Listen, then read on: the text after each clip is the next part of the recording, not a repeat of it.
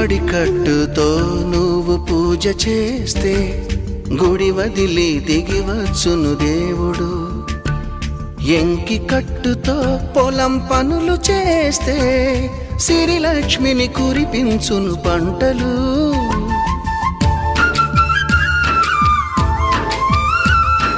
జారు కట్టుతో పడకటింట చేరితే గుండె జారి చూస్తాడు పురుషుడు.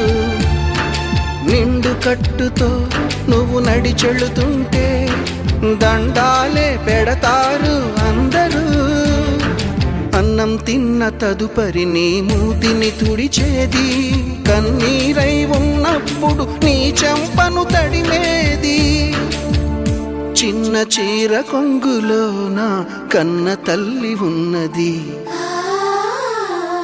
చీరలోని గొప్పతనం తెలుసుకో.